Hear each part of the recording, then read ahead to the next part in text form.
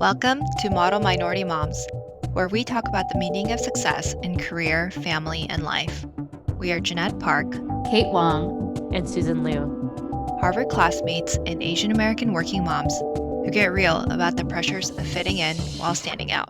Hey, Model Minority Mom listeners, we wanted to put a call out there for you to consider becoming a paid subscriber to our Substack.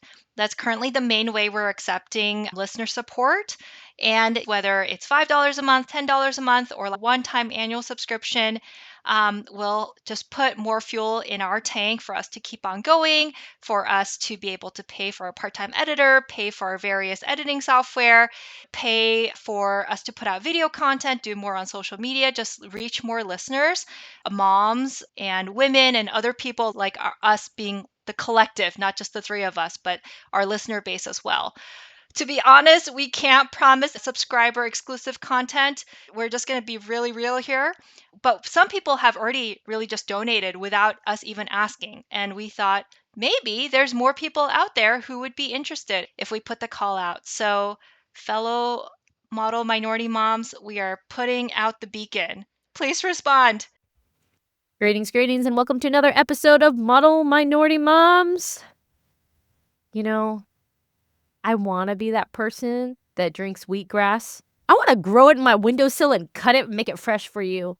I want to be like wearing like jazzercise like leggings and like feeling like I have got like toned butt, but I don't because I'm tired. But I'm not just tired. I'm tired of being tired. But Kate, are you tired of me talking about me being tired? Or who's with me? I feel like that's like the anthem of like motherhood with kids this age is like, I am tired. I am tired of being tired. Sorry, I'm a really bad singer. And it's just like, I'm tired should be our anthem. Wait, didn't you get your sister like a sweatshirt that says "I'm so tired"? Like this It was was like, can we have maybe too? It might have been even before Art was born, and you said she loved it so much. She had 2 kids at the time. Yeah, it was black and in gold cursive undercase. It was like, I'm so tired. I don't know if someone else had it, and I was like, that's just so cool. Because I didn't even know what it was because she's always like on the phone. She's like, I'm so tired. Or I'd be like, hey, when I come, do you want to do this? Or let's like stack it and do 3 activities in one day. And she's like, you don't know what this is like. And I was like, no, we could do it. And she was just like, I'm tired, okay? And I was like, oh. MMM merch, guys. And I'm tired with the MMM logo. I think this is perfect. Let's do it. Ooh, maybe we'll send it to our paid subscribers. Yeah. If you subscribe to our podcast, you'll get a free I'm so tired. No, model. Sorry, paid subscription. Clarifications, paid subscription. Yes. Oh, what are they alluding to? This is about advocating for ourselves and being able to pay for all of our equipment to make this function and also to pay for our lunches where we plan world domination. So if you love what you listen to, know that we are doing it with like the last fibers of our energy of being. And we would love to start delegating support out so that we can make this a sustainable podcast. So please, please, please subscribe and become a paid subscriber on our Substack. So that was this secret ad. Yes. Yeah. And maybe we'll send you a sweatshirt with gold lettering that says I am so tired. I don't know what merch costs, but we'll look into that. All right. The 2 business school grads are like butting heads. Okay. Anyways, so wait, no. Curious. Are you guys do you feel tired on Saturdays and Sundays when you have the kids full oh my time? Gosh. Or don't you? Or are you like perpetually tired? No, I mean, there's like little ups and downs, right? There's little ups and downs like, oh, I got 7.5 hours of sleep last night, so I feel better today. And then there's like, oh, I got up 2 times last night because my kids were coughing and I had them home all day for the last 2 days. And there was something else going on, and somehow I'm here. And I'm like, kids are finally back at school, and all I want to do is like lie down. Like, I just want to lie down. That's what Ali Wong says, right? Remember in her first like Netflix day, she's like, I just want to lie down. That's how. Well, she said, I don't want to lean in. I want to lie down. That was it. Yeah. Like sometimes yeah, like a couple days ago, literally, I took a shower and I often don't get a chance to blow dry my hair, even though it takes 5 minutes. I had like 10 minutes left before I had to go get my son. And instead of blow drying my hair, I literally just like laid down in bed with wet hair just for like 10 minutes, just because I'm like, you know what? Like, I just need to, like, I don't feel good. Like, just need to lie down for a little bit, you know? But And no towel on your pillow? You just go wet and it just wet feathers? it wasn't like that wet, but, I just like, but that's how bad I felt, and that was pretty much unheard of earlier in my life, but now I'm like, "Oh, sometimes I just need to lie down even for 10 minutes because I don't know, like, my body needs to reset or blood needs to get to my brain from my feet or something." Yeah. No, there is something about the 5-minute lie down that is amazing. I You sound remember so I don't old. no.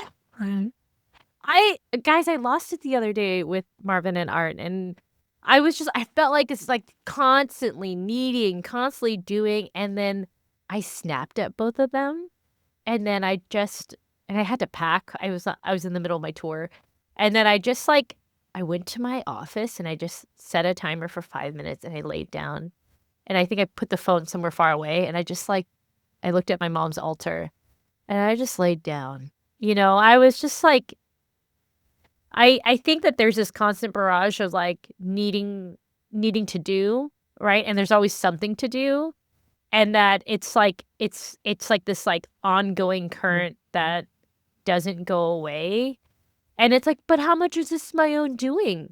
But it's also like, it's like my house. I look around, there's always just, like, tasks everywhere, right? And then it's as we are in our 40s, there's just, like, estate planning and, like, "Did you make your SEP IRA contribution?" I had my meeting with my accountant. She's like, "You can't. You had a loss, Susan. You can only do 20% of a profit, which you don't have. Does this look normal?" And I was like, "Yes. Yes, Stephanie, it does look normal."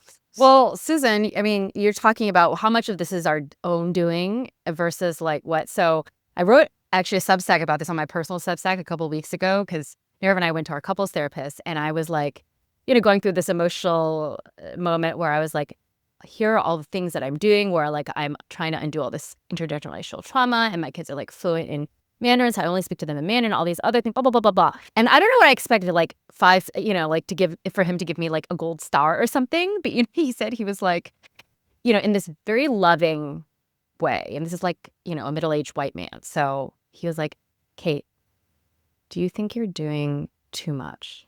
And I just like melted down because, to what you're saying, Susan, I think that when we come from the backgrounds we do and with the personalities that we have, there is not a clear boundary between what we should do and what needs to be done. Does that make, like, in my mind, what needs to be done is something that I need to do. Like, sorry, everything needs to be done. It's kind of like you're saying in your house, you're looking around, there's like 1,000 projects and you can't like undo that in your mind. And now I don't know. And I think, Jeanette, you've read about this more than us, but it's something, maybe it might be evolutionary, like some sort of wiring in female brains, right? That makes us unable to unsee like the 1,000 things in the family and the home that needs to be done. But I feel my tiredness is less like, I mean, there's a physical tiredness, which we can talk about later, which is actually health related. But there is this tiredness of just like constantly being barraged by thinking about what needs to be done now and then in like a few months and then in a few years. That's actually the kind of tiredness where I'm just like, can I just turn my brain off? Like my brain Yeah. just can't shut off. Well, yes. One is there's just life is a lot more complicated now, and there's just a lot of things to do. Yes, managing your financial life, managing your home, even going somewhere is such a more administrative endeavor because you have kids now and you don't want to end up somewhere at 9 p.m. with no plan on where you're going to stay or what you're going to do or what you're going to eat. Okay, like those things, like you need to plan that shit out before. Maybe you don't, but like, I don't know, where would you rank that on like, would it be okay with you to end up in a parking lot of a McDonald's somewhere at 9 p.m. with like no clear plan of what you're doing, or do you want to get that sorted out before you go? I don't Or know. would that be okay with your husband, but not you? Yes, yes, that is another dimension of it. That's all to say, like, yes, there's always camps. Okay, this extracurricular activity is ending, so I need to think about what's next. Or, summer, what's our kid doing like every week? Like, which days am I not going to be available for work because they have a gap in their schedule or their school is off or whatever it is, right? There's always so many things that, like, literally, I feel it's like there's almost an avoidance sometimes, I feel, because I know if I dive into it, like, some things will be done, but, like, it will be so much more apparent to me how much more stuff there is left to do. I don't know if you guys ever feel that way, right? And sometimes a mountain of things just, like, grows so much that I'm like it's like the mail. I don't know what you guys do with your mail, but it's like, we have this little shoe cabinet by our front door, and just, like, our mail piles up and up and up, and then at one point, I just need to go through it and look at it, and sort through bills, like, junk mail, like, blah, blah, blah, right? I mean, but then a part of me doesn't want to do it because sometimes, like, there will be this thing, like, I have to call someone, I have to go online, and it's just, like, such a effing pain in the ass, right? Um, so anyway, there's that kind of mental load of just life administration. But I feel like for me, the other kind of mental and maybe emotional load too is just like my kids are constantly wanting to engage with me, right? And that is fine because that's what kids do. But I also like maybe also because I mean, Susan, you're extroverted, so maybe you have a different take on this, but it's like sometimes I just want to be like, please just leave Leave me me alone. alone. Like, Yes. yeah, it's like it's really Yeah. hard to feel like, oh, I'm in the same space as them, but every time I am in this same space as them, I need to be available, really, like all the time. And even, and I do the things like, hey, now I feel like it's been a couple years now where I'm like, okay, if mommy is doing something like I am doing making something for dinner and you come and interrupt me like right in the middle of me like cutting something, I'm going to ask you like, okay, mommy needs 2 minutes to finish this thing and then I'm going to help you with whatever you need, right? So not to let the kids just kind of make me stop in the middle of something, right? Like to get to a natural somewhat pause point before I turn to them because that also helps my mental health. But still, generally, there was just a constant stream of, "Mommy, I have the story I wanna tell you. Mommy, like, I have a knock knock joke that doesn't make any sense." Kids are like, "Mommy, my sibling, Isaiah, like, touched this thing, or he said something mean to me. Like, mommy," I literally it's just Yes. constant, I don't think it has to do with And the I introversion yeah. extroversion thing though, Jeanette, because I'm technically extroverted and even I get burnt out. I don't know. Do you think it has to? So, okay. Well, do you think it has to do with? Well, so your kids. How about Jake? Do they like when Jake is around? Do they ever behave like this around him? Like, I mean, I daddy, blah think blah blah. I think they do to some extent, but I think if we are both there, then it's much more on me. Right. See, so I think, Yeah. yeah. And like, I think that's the same thing for me. And like, literally, I realized how bad it is this morning when literally, so my au pair helps me get the kids ready in the morning. And then literally, Raya is standing next to our au pair. And then she needs help with the sink. I'm cooking their breakfast, okay? I'm like farther away. And then she goes, "Ma," in Chinese, "Ma, can you turn that faucet on for me?" And I'm like, Laura is standing right there. Like, can't you? And I don't know if this happens to you guys, but like literally they will do that all the time. Right? Like, Mm. and I've like Jeanette, I have also said, oh, sometimes I'm busy, or like maybe you can ask Baba, maybe you can ask Laura. Like, I have also spent years like trying to off, and it's been somewhat successful. Okay. So it's like, I don't want to say it hasn't worked at all, but still, you're like the first. It's both flattering, like cute and Yes. sweet, but also like fucking annoying when it happens like 1,000 Yeah. times a day. I mean, I just kind of think of it now as, and I don't want to say this in like a way that comes across as, I don't mean it in a derogatory way, like towards children, but it is kind of the way that I have started to think about it is you're kind of living with people with some severe psychiatric issues who, like, instead of just staying the same or getting worse over time, they are actually going to get better. But when you are in the house with them, like, you are living. It's true. And I think there's some biological. Kate is like laughing so hard. I don't know why, though. It's getting muted. I can't. Yeah. Yeah, I think she muted herself. I'm, Oh man, we missed Prime Audio, Kate. No, don't mute yourself. Unmute. no. She was laughing so hard. She I was was- gasping with no audio. No, it is kind of like there's some biological underpinning of this where, you know, their brains are not fully formed. They have like kind of like not damage, but like somewhat analogous compared to like a normal adult brain, like somewhat of a damaged brain.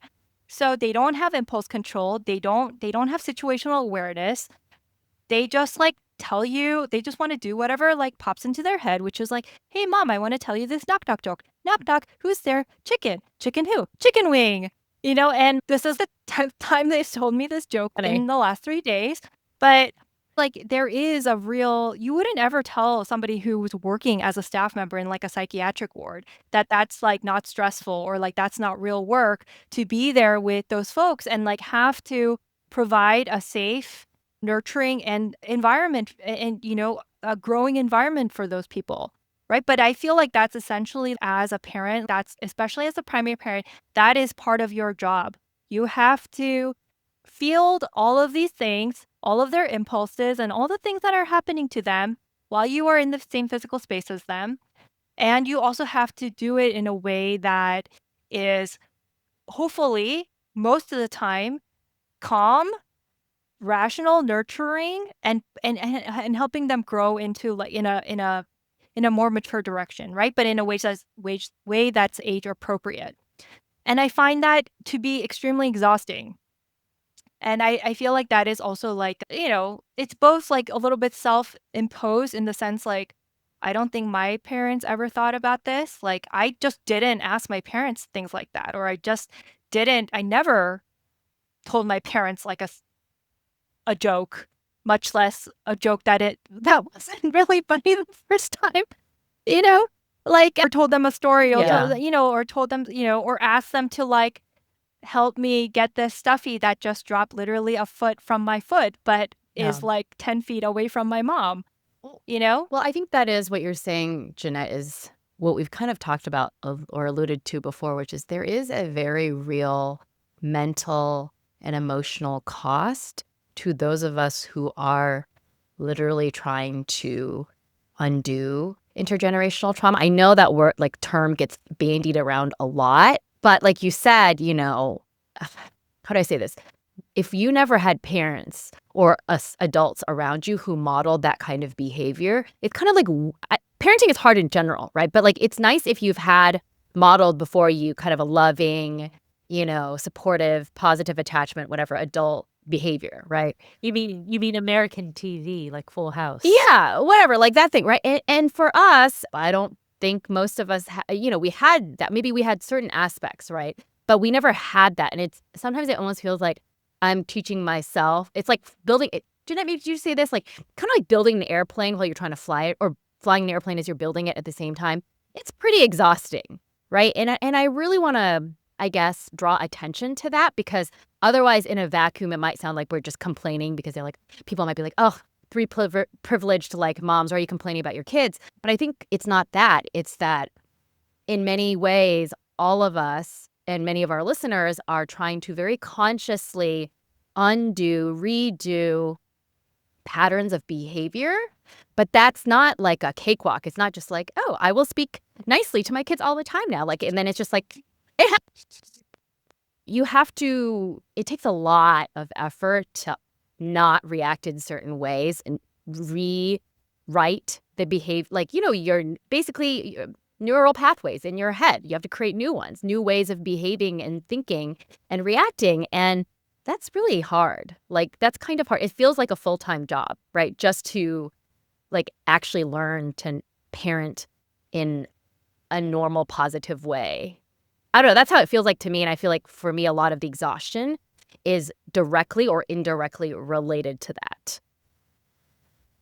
Yeah, for sure. Not having it modeled to me and having my knee-jerk reaction be totally different from the one that I actually do all the time, that definitely is harder. But I think like even if you you grew up in like a reasonably calm, safe, supportive environment, I still think being with young children who are basically, like I said, kind of missing a part of their brain, like it is hard. It's really hard, I think, even for anyone, but I think doubly so for having grown up in an environment that was very different. I don't know if you guys experience this now, but like, do you guys ever hear like your mom or your dad's like voice in your head? Like, so sometimes like I experience this all the time now. So for example, like, like my kids, sometimes they'll be at the dinner table and then or they'll be having a snack and it's a snack that they really like, but then they like dropped it, because they have like butterfingers and they start crying, because their snack got dropped or their milk spilled or whatever. And I hear immediately like that, involuntarily, I hear my mom's voice in my head. 뭐 잘했다고 울어. Right? That means, why are you crying? You didn't do anything good. You don't deserve to cry, basically. Oh my God. I don't say this to my kids, right? But it's the voice I hear in my head. Like, this happens to me all the time now. But what I say is, okay, let's clean that up, right? We can get you more snack. Like, let's go get a napkin, and that's what I say. I don't know where that lands in terms of worst to best response to that incident, that type of incident, but it's not what I hear in my head. It's not what how I'm conditioned to react, right? It's like I hear that in my head and I'm trying to do something different, right? And I think that's very exhausting. And I think that's why I have so many white hairs now, is because like literally like, yeah, I think my brain is just trying to rewire itself. It's literally, I don't know. It feels like that. I think for me, my struggle here is like, I was told that I was stupid a lot in life and that I wasn't allowed to have feelings and that I shouldn't cry, right? That I'm too emotional. And so I got that message. And then here I am, the snack falls on the floor. Actually, there's like canned salmon all over the rug. Everywhere. And then the cherry juice is all over the shirt. And I'm like, okay. And then, okay, I'm going to do something. And I try to be kind. And sometimes my struggle is I feel like I'm too gentle, or like I'm not an authoritarian figure enough, or I'm not being firm enough. And then I'm not the parent anymore. Or, like me and Marvin always whisper to each other, we're the adults. We're the adults, because sometimes it feels like, like Art will rise up in the emotion. And then it's like, I want to ground him and not have him be terrified of me and have my voice echo in him when he's an adult. But I am having trouble straddling the line of being firm and then also like when to be an authoritarian about something. Do you guys get what I'm saying? Like, I get it. I struggle between the extremes. So like sometimes like Nirav often tells me he thinks that I'm like the pushover because I try to be emotionally supportive when, the girls are having a hard time. But I think, like Jeanette said, it takes so much out of me that I'm also the person who snaps at them more than Nirav. And I don't know how to find, I think my struggle is finding the middle ground, right? Because unlike Jeanette, I somehow can't, like, I do go over, like this past weekend, the girls are just whining all day. Okay, imagine like a 3-year-old and a 5-year-old, little like literally all day at you. And I was like mostly solo parenting them. And I just snapped. I was like, you know what? Go away. Like I totally let it go. You know what? Yeah. Because like, and but it's funny, but not funny. And I think it's sort of, I'm like sort of in the in-between, right? If Susan, you're like wondering if you're too permissive and not, putting your foot down nicely enough. And then, Jeanette, you are kind and firm, but it's still taking a lot out of you. And I'm just in the middle being like, most of the time I'm like tend to be very, very supportive, but then I just snap because I just can't. I can't, and I don't know. I always make it up to my kids. Obviously we like forgive and we talk about mommy had a hard time, blah, blah, blah.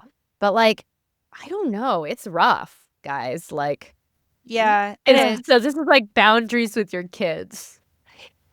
Yeah, it does seem like one danger of, and I think this is not only for people with, kind of like a more extreme traumatic experiences from childhood, but I think like a lot of people do try, like if they are aware of like some issue from their childhood, they often like they either tend to replicate it or they try to overcorrect, right? So they like swing Yeah. the other way.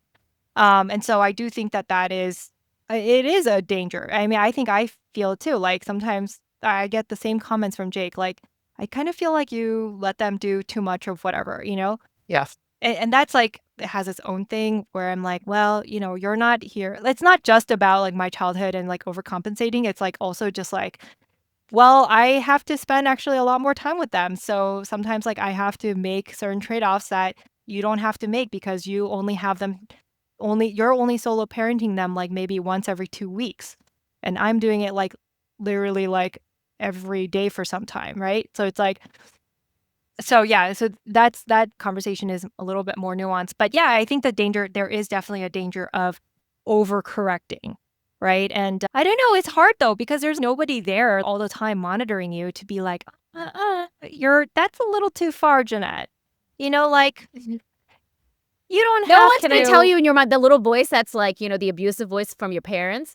There's no like the opposite voice. Like, like when you have like an evil fairy, like a devil and like a angel. Well, the problem is that we only have the devil, but there's no. Wait, hold on.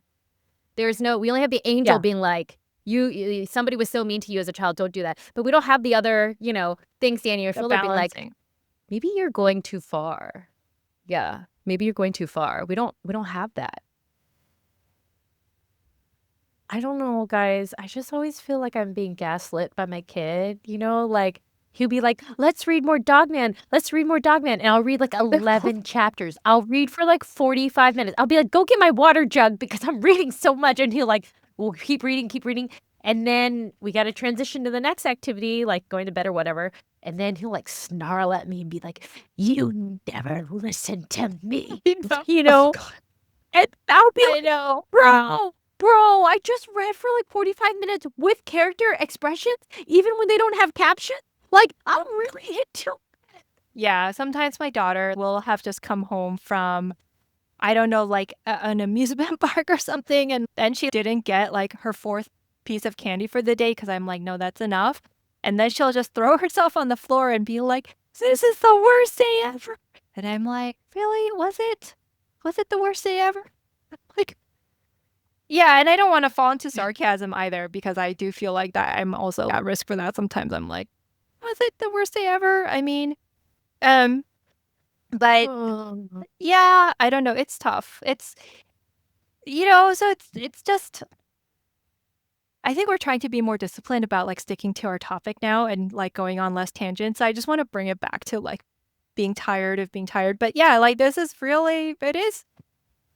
What can I add? Can I just add another element? It's like, okay, maybe the kids, they don't have fully formed brains. All right. But you know who does have fully formed brains? Your husband. And like, Jeanette, I took a page out of your book. I'm like, I'm going to start teaching Art how to read. We're going to sound out the letters. We only did one page. It was like, Sid likes to sit or something like that. And like, we worked through the first page. It's really hard. Yeah. Art is really frustrated. And then Marvin says, do you want to watch a video of how to play Pokemon? Oh. And I'm looking at him. I'm like, hey, we're working on something. We're in the middle of it. Like and he's like, oh, I'm like, did you not? We're just trying to sound this out for like God knows how long. And then he just like redirects, but he doesn't even, it's because he doesn't even realize what we were just doing. He's just like had a thought. And I think that's the exhausting part for me is this other layer of like totally blatantly like not acknowledge, you know what I was just like all my shit crumpled because what does my kid want to do? Yeah, he wants to learn how to finally play Pokemon. He loves watching videos on YouTube. Like, do you guys know what I'm talking about? Like, it's like all my efforts were not dashed by the child, but by the other adult. Yeah. Well, so Yes, I understand what you're I'm so saying. tired. Yes. I'm so tired. I think a lot more about my energy levels now and preserving a margin of energy now than I did when I was younger. So for like as a point of reference, when I was in high school and college, I used to just that week for finals, right? Like I never did all-nighters and stuff because I just need sleep. So I was very disciplined, right? But all my waking hours would be just spent studying, like take the exams, pack up my shit, fly home, and then literally every vacation that I went home for probably 8 years, I would just crash for 3 days. I would barely get out of my pajamas. I would sleep until 11 a.m. and then I'd probably watch Korean dramas for the rest of the day and then go back to sleep. Like, and I did that for 3 straight days. And then I was ready to get back up and join normal life again. Right. But like, the thing is, as a mom, you just cannot do that anymore. You cannot crash for 3 days and like sleep until 11 a.m., watch TV all day. You just can't. And the thing is, and when you burn out, you can't do that. You don't have time to recover.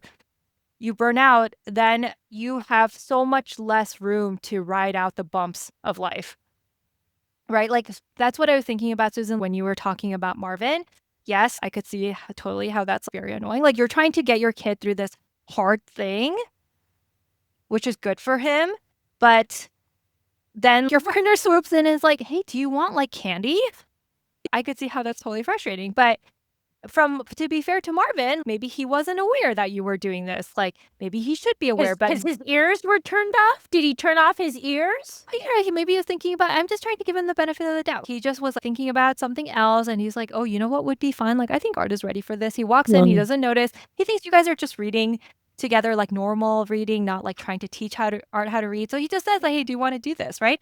So I think if we have it, like, so for me, if I were in that situation, Jeanette, you think I'm just like hanging out being like, hey, it's a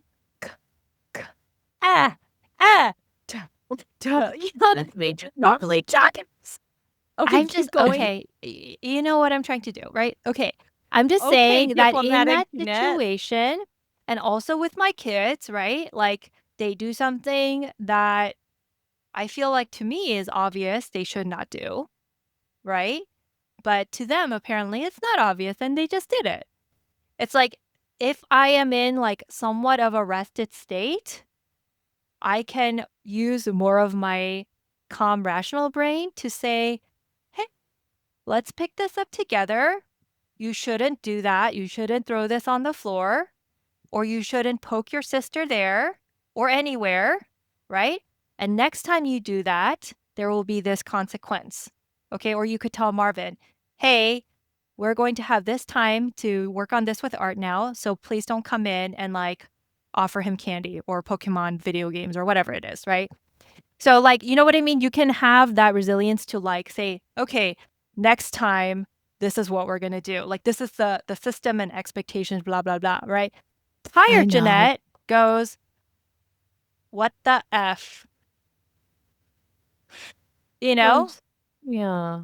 Well, it's I it's hate that's the irony with solo parenting. It's like it's tiring, but at least now there's not all these there's less variables of glitching, right? Of where like I don't have to repair an adult's issues.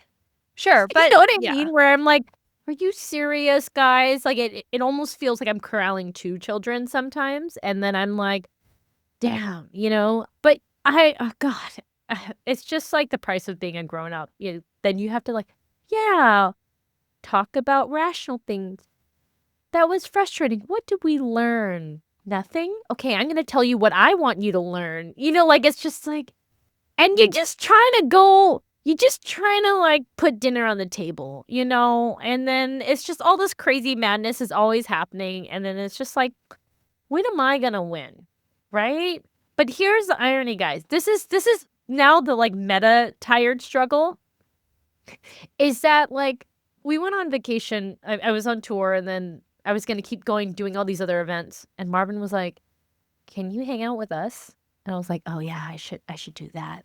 And then he schedules a vacation so that I can't see anybody else, essentially, right? That's how he gets me to not do other things, actually. And when we went to the pool at this place, and they were fine, everything was fine, and finally I had nothing left to solve. I had no more problems to solve, Or that you could and solve right then, that were in front of you. yeah, and then it was weird because then I was sitting there and then I didn't know what to do. Because I'm trying to, like, not be on the phone so much, and, like, I think there's an addiction there, so but then if I'm sitting there, but I can't really go in the water too much because of this past rash thing, so I can't be in too much water.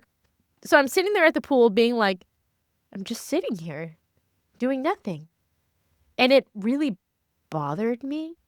Like, I couldn't just, like, close my eyes or, like, then I was like, well, I'm going to go back to my hotel room and then go get my book.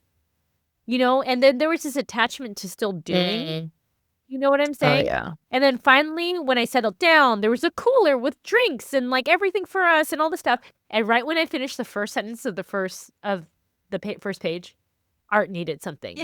And then it was, like, it kind of kicked me into gear with purpose, which is, in a way, like, I needed that purpose, I think. But at the same time, it was, like, severely, deeply annoying to me, right? And I was just wondering if, like, okay, we are tired, got it. But what is the opposite of not tired? Like, is it peace? Is it rejuvenation? Is it like my cup spilleth over that I can plan, like, a baby sprinkle for my friend? Like what is the desired state, and can you actually get there? Or is there always this, like, we're wired to be on and to have purpose all the time? And even though we want them to leave us alone, when they do leave us alone, is it actually deeply uncomfortable not to know what your purpose is? That's such a good question. I have 2 examples of my response to this, which I don't know that they're very good. So my work is, like, not very demanding right now. So I'm like, oh, I have some extra time. So I'm like, let me pick up literally my first response is, let me get into gardening. So I go all out. I, like, go on, buy some new gardening gloves. I haul, like, 20-pound bags of, like, soil. I'm just, like, and the other day I was just thinking, like, wow, I can't believe I spent $100 to grow, like, 3 strawberries. Like, what is the point of that? And it was just like you said, Susan, like, I have some extra time. So I now have to go do something, like, get a productive hobby, like gardening, right? And then to your point about, like, what is the finding Opposite what of is tired. the opposite of tired? Like, so, the kids were really whiny this Sunday, like I said. And so Nirav, like, saw that, and to his credit, he was like, look, let me take the kids out, to the mall. You have some time for yourself. Great. I was like, yay, I can binge, like, K-drama or, like, C-drama for 2 hours. You know what I did? While I was binging C-drama, I was folding clothes because I had done laundry and I hadn't folded my clothes yet. So I don't know. Like, even my relaxation, I had to have a productive element in it. Do you know what I mean? Because here's how my mind went. I was like, oh, yay, the kids are out of the house for 2 hours. I'm going to watch some C-drama. Well, what am I going to do while I watch C-drama? Well, I guess I have that pile of clothes. I'll just fold it. I'm still enjoying myself, but I'm just going to fold clothes too. It's almost like watching the C-drama. I'm like, oh, let me fold the clothes. So it almost, like, offsets my enjoyment of the luxury of watching C-drama. Does that make sense? It's very perverse and weird. I don't know. And you think you're actually getting ahead because then you won't have to do it Right. later. But are you true? Like, one, it's like the mailman. You're never going to be done with delivering mail. Like, Yeah. you know what I mean? Like, there's no done. Yes, exactly. But then at the same time, are you not fully enjoying the C-drama if you're also working? You yeah, know like, what I are mean? you gonna feel recharged, right? Like, when the kids come back, I know. are you bitter going? still. Yeah, like, are you gonna feel as relaxed as you could have been if you were still folding clothes, like, in the while watching TV? That's like the mindset, though. And I think the question is, obviously, this all contributes to me, us, other people feeling tired. Like, how do you get out of that mindset? So, okay, so I think this goes back to, like, multiple identities of you, right? And, like, as a mom and being at home, like, you're very used to what's expected of you and you're in this mode, like, oh, I can, like, go to the bank real quick or the grocery store and, like, in this, like, 10-minute window. Yeah, it's like you're playing Tetris with, like, chores. But for me, I just went on my paperback tour. I'm not a mom on the tour. There's no part of me that has to be a mom except for like the 8-minute FaceTime call where it's like Art is just telling me something pretty nonsensical. And I'm like, okay, cool, And when I get to embody being performer Susan, healer Susan, storyteller Susan, coach Susan, like when I get to be not mom for a period of time and get a full dose of that, I remember who else I am, and it's tiring. It's still exhausting when I'm on the road, but there is that filling of that identity and it getting fed, and that's the hard part of coming home is that I just see tasks, I see work, and then it's hard for me to find that other identity again. I'm just like still domestic Susan. It's like an action figure. Domestic Susan, which is really prep vegetables for Marvin to actually cook dinner. And there's like show Susan. And I think the question is can you carve out space and time in your life to be the other parts of you that are independent of your mom identity for you to really taste that and remember that? So I'm working on that. So recently my therapist recommended that I read this book, The Artist's Way. Have either of you heard of it? Have you? I think Susan's Oh read yeah, it, right? Susan, you've done. Oh yeah, yeah.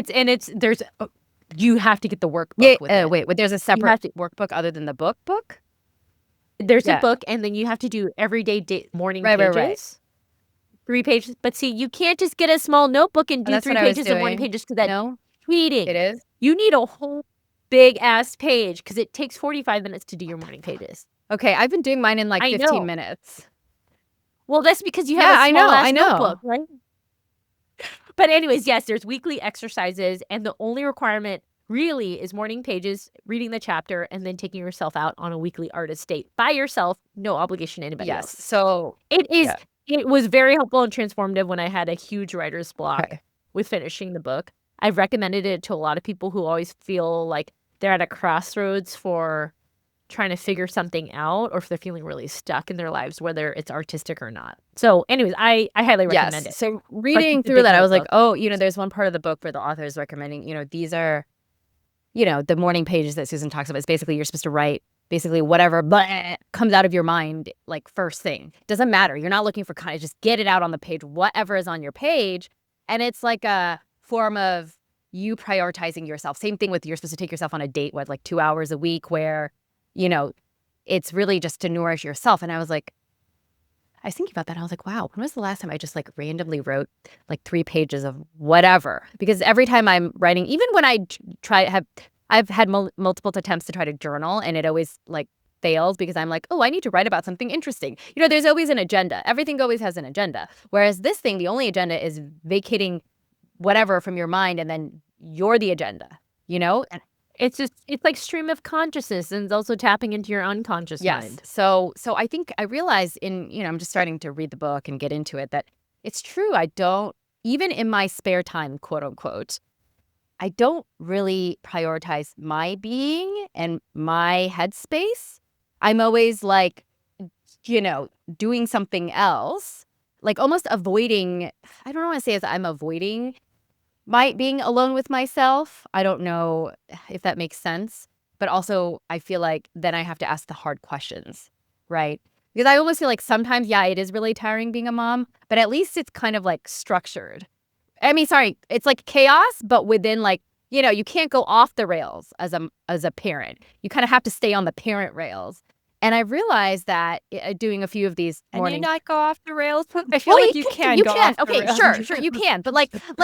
Wait, there's rails. Okay, fine. But like, there's a certain framework, okay? Oh yeah, that it's the expectations are clear, which is devote. Right. You have a responsibility. Why you have to keep these creatures alive, right? It's like, what is that called when we were kids? Like those little creatures. Tamagotchi. Yeah, it's like Tamagotchi, but like it's alive, and like you lose if your kids like, I don't know, something bad happens to them, right? You can't lose. You got to win. They got to stay alive. But like, I think what's harder actually is even though that makes me really tired, but I wonder if some of this tiredness I'm just trying to avoid for myself. I don't know if this sounds like I don't, Susan, might make a little more sense to you if you read the book, but I was just realizing, reading through it, I was like, oh man, yeah, I'm tired, but like, I think maybe all of it is just kind of avoid answering the real question, like a bigger question of who am I now? What am I now? Anyway, sorry, it's just like we went off the rails a little bit with the conversation, but I just have been thinking about that a lot. That yes, I'm also I'm tired, but how much of this is me trying to avoid some other things that I need to reckon with? Yeah, I don't I know. mean, it's a multi-pronged thing because I feel like, especially when your kids are really little, for I think a lot of moms, it can become so all-consuming that you kind of do forget who you are and what you care about apart from being a mom, right? And what really nourishes you. And then life gets so tiring that first there's no room for those things, but then after a while you can almost kind of forget. I don't know if that makes sense. Like, I don't know if you guys can relate. Like, I mean, kind of Susan, like what you were saying, you have time and then you just don't know almost like what to do with that time, right? Okay, I theoretically have time to relax right now, but I don't really know what to do with it. Um, and I think a part of that, I think we're really like kind of getting into, okay, well, we're tired. So how do you refill your cup? How do you refill your cup, right? Because, and I think like that it sometimes can be as much of a conundrum as just the fact of being tired all the time, right? Because sometimes you do have these opportunities to theoretically recharge, but then you find that to be challenging too, right? Like even if you do have the time. Yeah. For me, the parts of it that are a little bit hard is that it is kind of like the mailman. You know, a part of you knows that even though you might have this 2 hours free, this day free, this weekend free, you know that there's a time when you need to go back, right? So I think for me, that kind of sometimes can make it hard to relax. I mean, that's not a reason not to relax, but it is just like something on my mind. I don't know if you guys can relate to that. Like, so for example, Susan, like, eventually Art comes up to you and like needs something from you, right? And so almost like waiting for that endpoint to hit, right? It's kind of like when you're in a massage, Susan, you sometimes tell me it's hard for you to enjoy a massage because you're like just waiting for it to end. So it like actually So makes it bad. harder for you to just even enjoy the massage. So I think there's that part of it as well. And then sometimes like that can make it hard to take on longer, bigger term commitments to what would rejuvenate you, right? So for me, it's like sometimes I'm like, okay, well, I really want to write this thing. Okay, I have an hour and a half right now. Okay, I'm going to start writing it. It turns into this longer thing. Like when am I going to, you know what I mean? Some of the things that I feel like would be really nourishing to me are bigger, longer term things that it can be hard to do in pieces and then do kind of erratically, right? So I'm just listing out the challenges for me of why it's hard sometimes for me to refill that cup. And I think, yeah, things that I really love to do pre-kids, like going out dancing, right? Like going to museums, writing, um, like those have become harder. Like I did go out salsa dancing a couple of months ago, and literally my body was so stiff. Like I was so stiff. Dancing with people, I felt sorry for my partners. And I don't know when I'm gonna go again, right? It's like, and I don't know if this is going to play like the same part in my life as it did pre-kids. I'm kind of finding out, right? Reading, like I read voraciously prior to kids. I still do read, but not nearly at the same rate.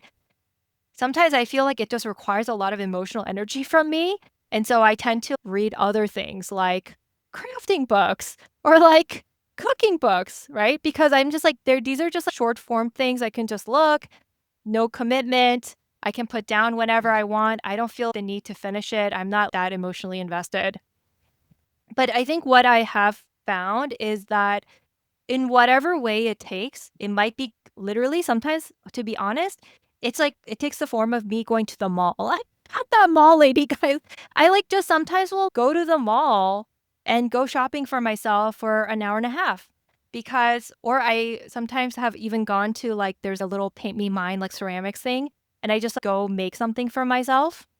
And like, because I'm like, this is in the hour and a half that I have, this is a self-contained activity where I am kind of doing something that I need to do anyway because I might need to get some things. It's something I enjoy. It's something where I feel like it'll take my mind off things and I will actually feel better going back. That's kind of become my goalpost is like, okay, in this amount of time that I have, what would actually refill my cup? No judgment. What is actually realistically going to refill my cup in this time? Right.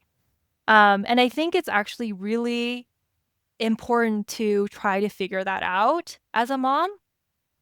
And it is not always straightforward. At least it has not been for me because it may not be what you used to enjoy because you may not be able to engage in that activity the same way because of where your life is now.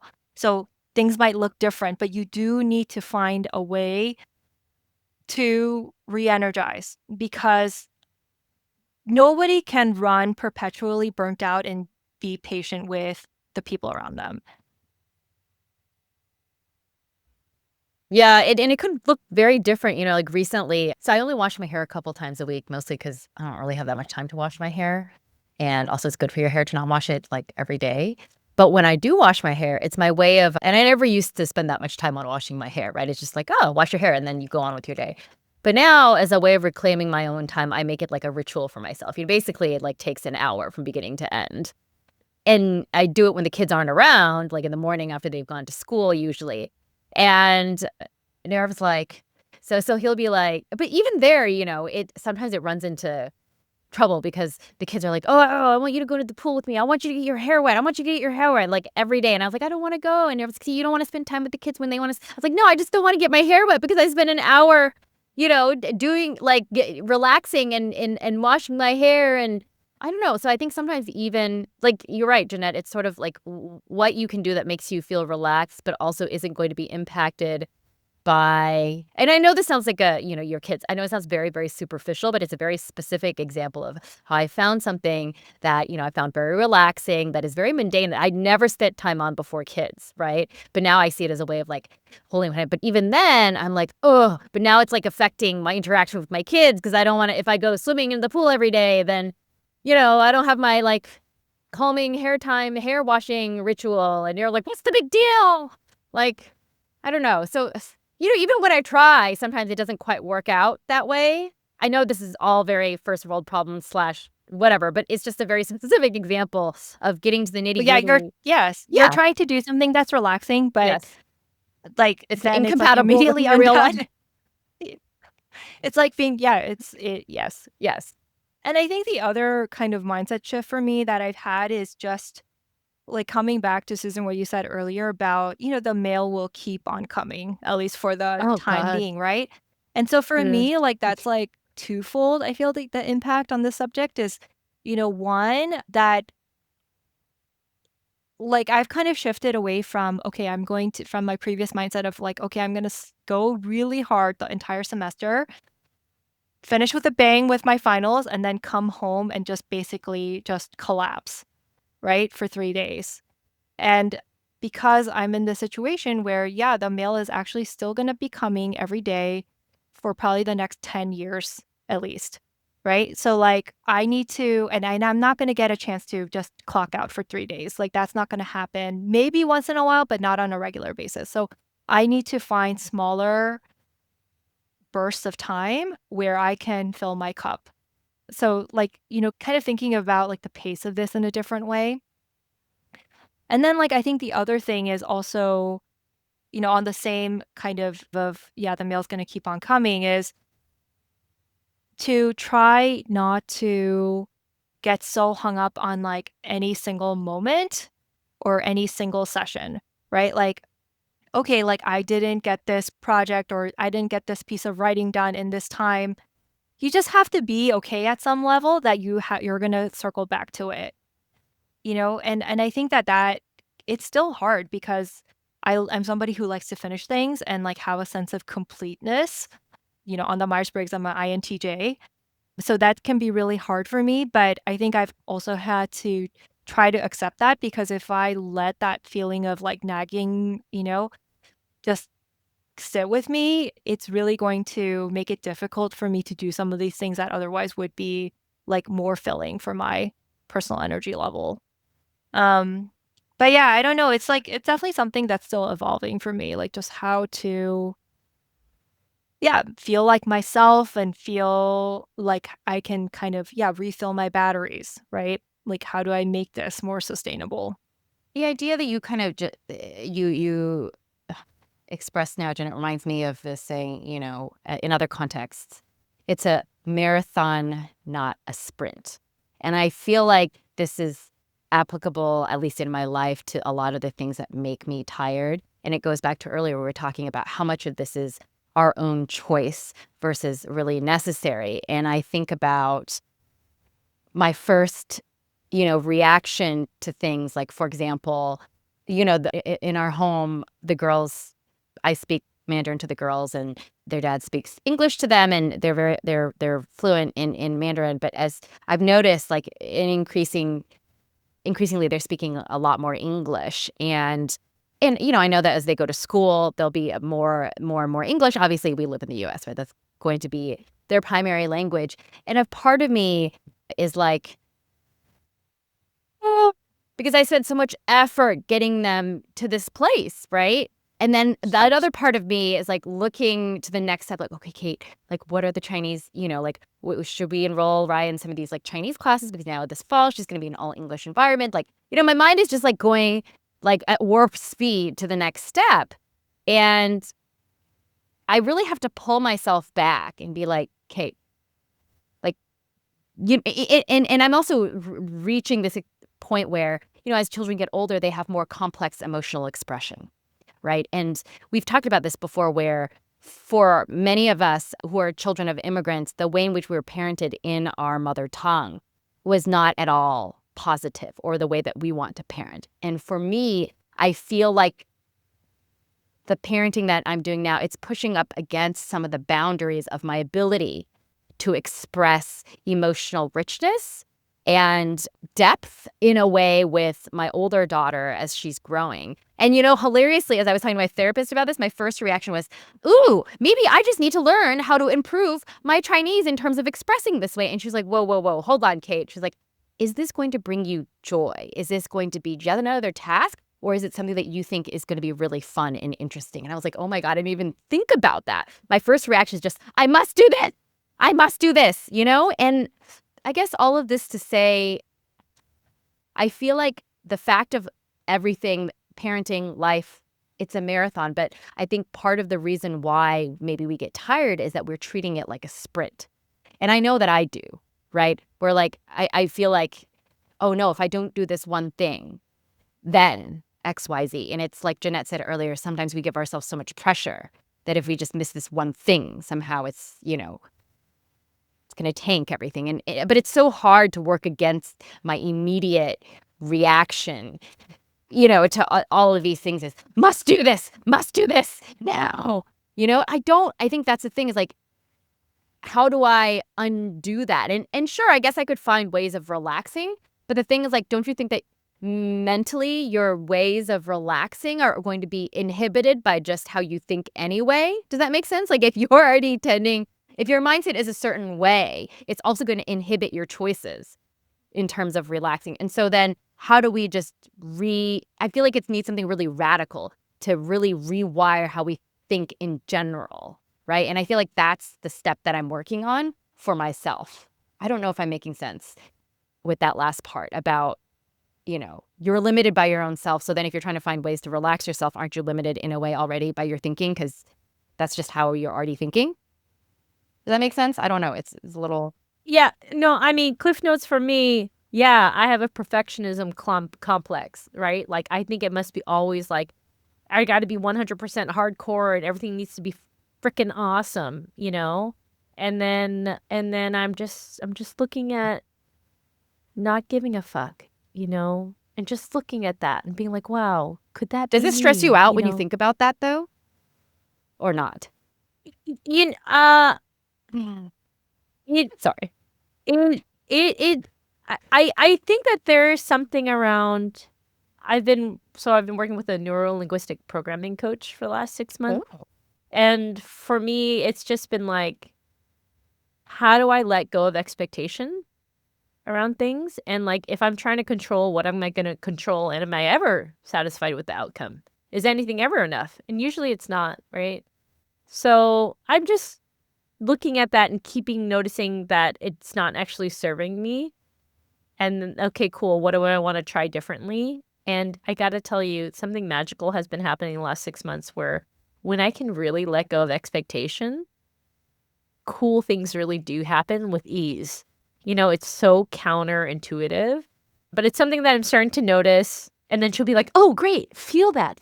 Let it sink into your unconscious mind. And I'm always like, Judy, I think this is bullshit, but okay. I am very skeptical about all of this, but I also am acknowledging like the perfectionism stuff. Like, yeah, it got us to Harvard, but like, is that making life joyful? And like, I was training for a marathon, I think about 2 years ago. I think I was trying to finish my book and train for a marathon at the same time. Great idea. And about like 2 or 3 weeks before the race is when you should run 18 miles. And then you build up all the way to like maybe like 22 miles, 23 miles, but you'd never hit 26, okay, in training. And so I hit 18 and I feel like my knee is really funny. I feel like my hips feel really funny. And I was just like, you know what? What if I just don't do it? But I've gotten this far in training. What if I just give up? And I was sitting there, I was like, is it worth it? Is it, because you're going to have to do all this injury stuff, recovery stuff later. And I was like, I'm going to quit. Yeah, because you're like, it's a marathon, not a sprint. And I was like, yeah, but Kate, what if you just quit the marathon? Yeah. I feel like, I don't know. I feel like maybe I should, with this episode needs a trigger warning because of what I'm going to say. But when you guys were talking about like perfectionism and then like not giving an F, right? Like, I don't know why, but it reminded me of when I felt suicidal in college. Like, just that kind of, you're just kind of flipping between like all these classes need to have A's on them. There's no other option, right? Or I could just end it all and not give an F, right? Like, and so I feel like that is not a healthy way of being. It's just kind of, I think, something that I've been trying to, for myself, kind of like more have like as my framework of how I think about things is like, how do I keep on going and making progress, but not feel like it has to be perfect? Right? Like, and I think really that's the mindset I want to pass on to my kids too, right? Like, I don't want them to feel like everything needs to be perfect, especially if it's putting at risk other things that are very important to them, like their health, their mental health, their physical health, their important relationships, their sense of purpose, then their sense of knowledge of themselves, right? But I don't want them to also be in this place of I don't give an F. I actually feel like for some people, those are like two sides of the same coin, right? Like, I am feeling so burnt out. Like, I can only be perfect or I can have nothing. It's like, and I feel like when I am in that place, I get burned out really fast. And I am not in a good place mentally. And so it's hard because like being in the middle, it can feel very much like, oh, I'm not sure if I'm hitting all the marks, if that I am, wowing the people around me, like that I am like whatever, like it can just feel like kind of muddy. But I think I'm trying to find my way in that space because yeah, like I think that parenting is a marathon, like life is a marathon, really building a lot of things that hopefully will matter is a marathon. And if you feel like it has to be perfect all the time, so maybe some people it's fine, but like for me, it just wasn't, it really didn't work. I mean, it worked for me okay for a long time. And then I realized, you know what, it's actually kind of driving me off the edge. Yeah, and then who are you really competing against, right? It's like, Yeah. what's the and I think about this is God, I don't think I've ever said this to anybody. This is like slightly embarrassing. So you guys know I've been doing yoga for like 8 years now, and I'm very flexible, right? But up until last year, you guys have taken yoga classes, right? You know how, especially the Seattle area yoga teachers are like, I'm going to offer you these movements, but do what your body tells you to do. Like if, you can skip Yeah. whatever. Okay. But then they give like 2 to 3 variations. I would always pick the hardest variation. And even when it was really, I was tired. I was like, no, Kate, you have to do that. You have to do it because you can. And then last year, like late last year, I was just like, what are you doing, Kate? Like, who are you competing against? Do you know what? Like, first of all, no one cares in the classroom. Everybody is focused on themselves.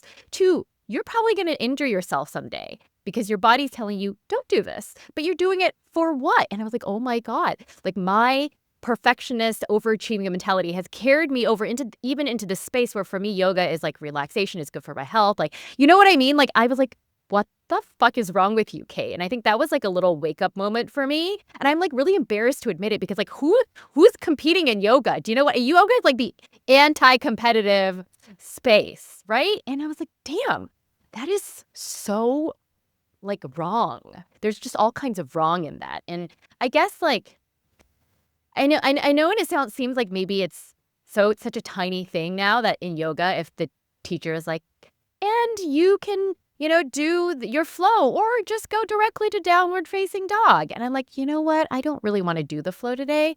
I'm just going to go directly to downward facing dog. But I think that's where it starts, right? It's like, it doesn't start with some big, ginormous change necessarily, because I think perfectionists like us and overachievers, like if you feel like the goal is so big, sometimes you can't get there, whether you're constrained by time, right? Like Jeanette said, like you can't do some things that helped you relax before you had kids, because now you have all these constraints. And I think the same thing is like, you have to pick something. Who cares if it seems small, but it's doable, right? And so like for me, the one thing that I'm doing right now is just saying no to the flow in yoga if I'm kind of tired, and I just do the downward facing dog, and like let the wobbles come if I'm not instead of forcing myself to be like, you must. Anyway, I guess that's just a tip for people who are like, how do I start? So you liberated yourself by realizing you had choice all along. Yes. And in a space where that's like the space where it's all for me, right? There's nothing there but me and the mat. And yet I was imprisoning myself. Isn't it crazy? Like, to me, that is an example of how far we go. It's like performance addiction, It's like to demonstrate your worthiness by output, productivity, all that stuff. But yes, even when you're relaxing. Yes. Oh yeah, for me, you guys, it's crazy. When I get a massage, I think about their technique and I think about remembering how they did it so I can do it on somebody else. Like, well, you can know save what I mean? money. Like, oh no, sorry, not to say. Oh, just for. No, I really enjoy giving people massage. Like I okay. feel like that's the Let way me I can invite connect myself with to your people. house. Okay. Jeez, guys. No, Jeanette, I have a better one. Okay, well, can we share what we do to relax, like our imperfect attempts to relax? Okay, fine. Okay, let's do it. All right, I will go first. And Okay. this is like, please with suspend judgment. So I have a stack of cookbooks and craft books by my bedside table right now. I have other books too, kids' books, novels, or nonfiction books I haven't read yet. But I would say a lot of nights I'm looking at these cookbooks by Korean American authors. I'm just browsing them. Or I've taken up, guys, I feel like I'm painting myself like as a stereotype, but I've started to pick up various crafty hobbies. So I started sewing maybe a year and a half ago. And then again, there had to be some mindset adjustment there too, because I'm like, okay, you're not going to make a freaking suit like the first time you sew something. Actually, you're probably going to not even make a shirt. You're probably going to make like, I don't know, like a A-line skirt or something like that. And it's going to take you 5 sessions to finish it. And so that's one thing that I've been doing. I've been trying out crocheting. So here's like a little crocheted animal that I'm making for my daughter because she picked it out. She wanted me to make it for her.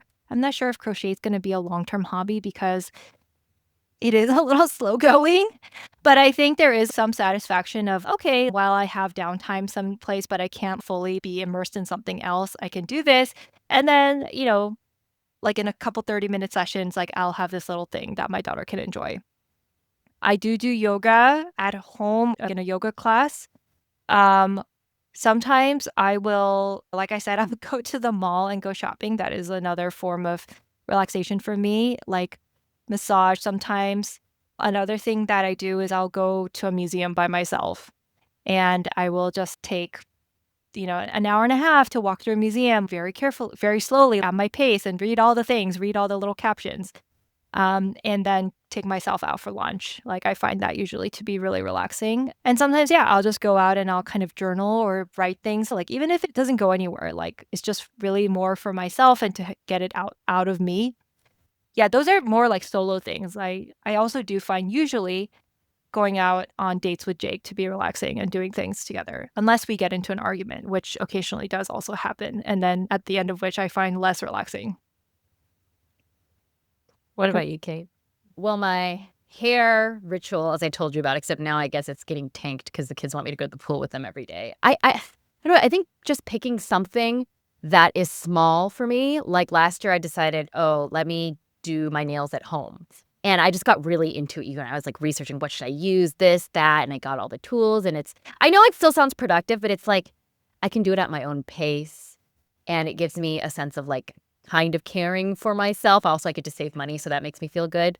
Reading on my phone Kindle, I know it's not great for your eyes, but while I'm putting my kids to bed, like, because, or after they go to sleep, or sometimes if I have certain, free time, I feel like I can just, read and I don't need to bring a book with me. And I've always really liked reading, I think, because it just, especially fiction. I actually almost exclusively read fiction because it takes me to another world, right? Even if momentarily. And like I mentioned, yoga for myself, I can only do it in the studio. I've tried doing it at home and my mind just wanders to, I don't think I'm as disciplined as Jeanette with that. I have to be in a studio. And that's kind of like mostly it. I guess I need to find more non-productive things. I feel like everything that I've said is still trying to be somewhat productive. Or like friends sometimes. Yes. But for me, being an introverted person, sometimes I have to balance that. Like, I need my alone time and I need time with others. But sometimes seeing you guys or seeing other friends can be rejuvenating as well. Susan. Yeah. Oh my God. I was like, the no judgment on the answers. I was like, I've been judging my answers. I really like high intensity workout classes, like where it's to the point where I'm so exhausted that I'm just trying to keep my eyeballs on the instructor and moving at the same rate that they're moving. And I suspend all thought. Yeah. I suspend all tasks.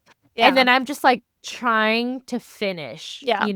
And it's great because I'm not on email. Yeah. I'm not processing anything else. Like, I'm so freaking exhausted that my body is completely like now becoming the instructor's body. It's like one mind. It's so great. But it really helps me deal with anxiety, I think. And then I always have really good ideas for different things afterwards. But I think there's something around not having to be near technology, right? Like, my hands are so sweaty, I can't even open a phone, right? Like, it's like so great to just, that's all I can do is focus on the next move because I'm so exhausted. That's like I actually really take a lot of pleasure, I think, out of workout class. Well, because I think like what you're saying is a part of it is you're very present in the present. Oh, right. Yeah. Yeah. It's so exhausting. I live near a park called Lincoln Park, and I like running through the forest and by the water and just hearing the lapping of the waves. I love being around water. It just feels so peaceful. And I don't put headphones in. Like, I don't, I'm just listening to the water. I was like, I used to like to walk around cemeteries, but don't do that as Me much too. anymore. When I lived in Paris, I loved walking around all the old cemeteries. It's very peaceful. Dead people can't harass you. Yeah. Well, I just like thinking about mortality, but yeah, dead people cannot harass you. You're right, Yes. Kate. Guys, I get some like really insane, extreme pleasure from like Marie Kondoing stuff. like letting go, like, you're not going to eat that in the pantry. It's been there for how long, or like finally, like it's really hard for me to get started, but once I start, I like almost can't stop, Yeah, I and I like yeah. love like donating stuff and letting that go and being like, wow, I've just been living in clutter, like when I'm on a roll, then I find so much satisfaction. And like Marvin will come home, I'll be like, hey, doesn't that look good? Let's open the drawer again. Let's look at the drawer. Look at it again. Look at the drawer again. And then he'll be like, okay. Yeah. Yeah, I feel like But for that's a me, doing yes, yeah. thing, Like a right? decluttering is kind of a mixed bag for me because it's both very satisfying, but I also feel like sometimes it feels like I opened up a can of worms and it's hard for me to feel like I finished, you know what I mean? And then Oh, I know. and it's also can be kind of like satisfying, but then I'm also like pretty tired at the end of it. Yeah. I think the 7th category is called papers. And like, I've never gotten to that category. I'm surrounded by papers. It's terrible. Okay. So anyways, yeah, we're tired, but I think talking about being tired, maybe we're less tired. Okay, what's your inside thought, Susan? All right. I would close this up with the inside thought. A favorite kids knock knock joke. One of your kids' favorite knock knock What jokes. if your kids I'll don't do start- knock knock jokes yet? I don't. Or what I about don't any know. joke? Any joke that your kid tells Any you? joke. Any joke. Guys, I'm proud of this one. Art has crushed it. Why did the toast go to the hospital? Because he was feeling crummy. Oh, is that a art original? No, I doubt it. But he delivers it pretty well, and I think it's pretty good. Okay, anything else that your kids say that's funny if they don't do knock knock jokes? Yeah. Yesterday I asked Leela because we were having pasta salad for dinner, and the shape we used was farfalle, like the butterfly shaped one. And I Yeah. was like, Leela, Yeah. say farfalle, and she goes, farfalla. So that was really Okay, great. Didn't expect that. How about you, Jeanette? You know, I just opened up a Google Doc because Jake and I have this Google Doc where we write down occasionally things that our kids say.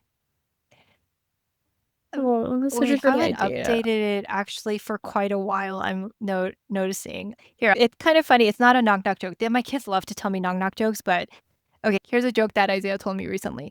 But can I tell two? One from Isaiah. So Isaiah, one of his jokes is knock knock. was there. Who's there? Boo. Boo-hoo. Boo-hoo. Don't cry. It's just a joke. Oh, good. I like that one. I think that one might be an Isaiah original. I'm not sure. Okay, so one thing that Ruth says, she asked me once, Mommy, what's a number that's bigger than Isaiah's age? And then Isaiah was 6 at the time, so I said, oh, 7, 8, 9, 10. She said, no, like, what is a number I can be that is bigger than Isaiah's age? And I said, oh, like, when will you be older than Isaiah? And she's like, yeah. And I say, you'll never be older than Isaiah, honey. And Ruth says, well, lots of crying. Oh. So basically, she was like, so when will I be older? Yeah. Another lifetime, perhaps. All right. And that's it for Model Minority Moms. We hope you found something helpful, reassuring, or interesting in this episode of Model Minority Moms. If you enjoyed the episode, please help us spread the word by texting a friend about our show or leave us a review on Apple Podcasts. If you want to connect with us, please visit our website at modelminoritymoms.com or follow us on Instagram, where we love receiving messages from our listeners.